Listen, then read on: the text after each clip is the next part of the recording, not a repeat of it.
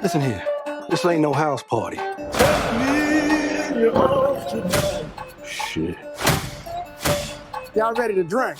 Y'all ready to sweat till y'all stink? You want some? You keep dancing with the devil. Careful, boy. You gonna bite off more than you can chew. I need that BlackTree TV. I need that BlackTree TV. I need that BlackTree TV. Jamaal Finkley, BlackTree TV. When I first started watching this, Ryan, the first thing I thought about was, like, how did you emotionally navigate? I mean, you're on this cotton field in Louisiana, supposed to be Mississippi, but how did you navigate directing people to like pick cotton, like emotionally? And how did you deal with that trauma as a director?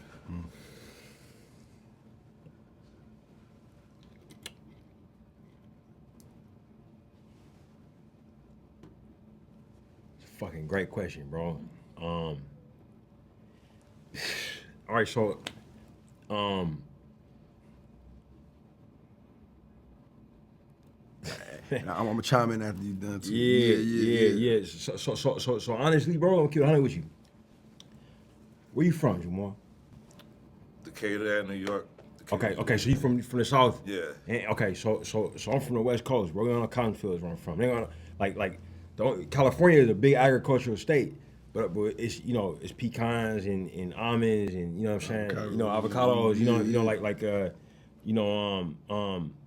it's certain things you can't grow in Cali, right? So I got to 35, you know what I'm saying, and I've been all over the world, P. Like I've been everywhere. Like it's only a few continents I haven't been to, and it took me working on Black Panther Wakanda Forever, where we had to go shoot a scene in a sand quarry for the Shuri and Namor confrontation at the end of the film, and I was my driver was blasting me through we had to go out to Byron, Georgia. My driver was blasting me through the fields, and I turned and looked, and I seen cotton for the first time, and I immediately was like, "Hey, pull over," you know what I mean, like cause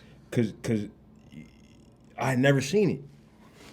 And I felt guilty, bro. Like on everything I love, I felt like an overwhelming sense of guilt, man.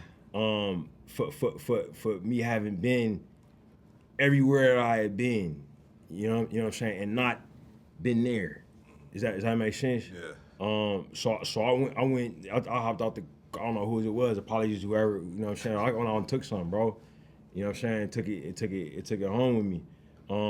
Just on the strength of how many stories I heard about that and what we went through and for how many generations, that was all we could do, in the recent generations, quote unquote, escape from that, you know what I mean, so for me, like this film, it deals with that, bro. It looks at an era that's like maybe difficult to look at. We've been trained not to look at. We've been trained not to think about. We've been trained not to interrogate, due to a lot of that guilt and frankly shame. You know what I'm saying? But through my research with this film, I realized, man, that guilt and shame is a little bit of a lie. You know what I'm saying? Like, and though our people was dealing with all that they dealt with at that time, right? Through the practice of affirming their humanity and their self-determination, they gave birth to this country's greatest artistic and cultural contribution to the world in the history of this country, maybe in the history of the planet. You know what I mean? Because everything that we listen to, everything that we think is cool, it all came from these people there in this one specific place. You know what I mean? Going through this very, very, very awful thing being leveled against them. So I had to embrace it honestly. My wife, Ryan Coogler, produced the film with me. She made sure that we had therapists on set, and look, man, we got to work, bro. You know what I'm saying? And telling these stories, you know what I mean? And it's our people's story.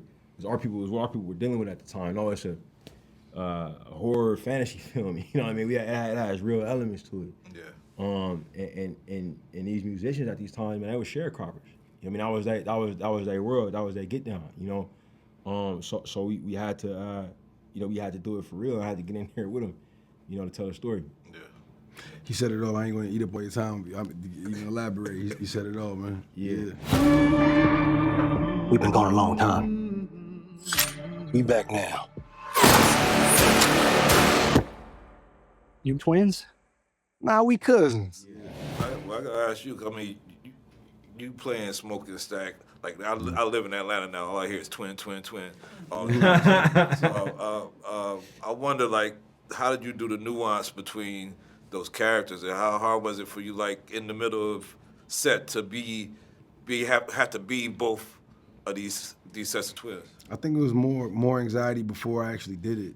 I think once I actually got the set, and I mean, the toughest parts was in preparation and building them. But once I got them locked in, and I kind of knew who they were, when I was on set, that's who I was, and I tried to live in it, and everybody else treated me as such, and it. I think one of the more challenging parts was just the time, you know what I'm saying, to be able to like go from one into the other, you know what I'm saying, especially when they're both in the same in the same shot, in the same scene.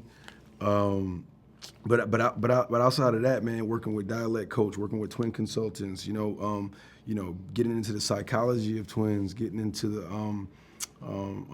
and the mannerisms, how they walk, where they carry their childhood trauma, you know what I'm saying? Like what hurts them, where do they love from, what's their insecurities, all that, what are their dreams, and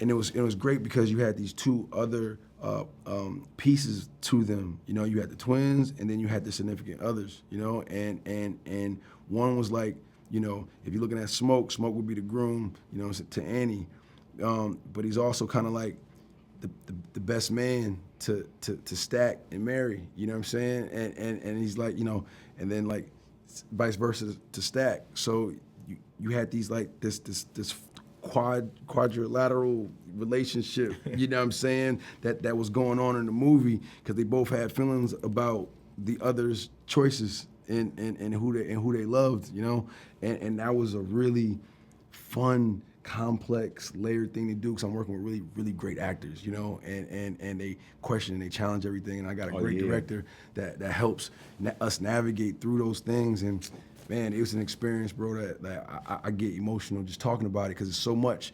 I can't even get to all the things that we went through in order to achieve what we did. Man, I could talk to y'all about this forever if we had time. I got so many other questions, man, but I just had to say, both of y'all together, I know like Twinkie brought y'all together on Fruitvale and everything else, but y'all grown up in this thing together, and y'all do the best work out of each of y'all together, man, whether it's Oscar or Adonis or Killmonger or now Smoking Stack, man. I just love whatever synergy y'all got together. I can't wait to see all the other stuff y'all make together. Man, it means a lot, bro. Man, I feel that, bro. Man,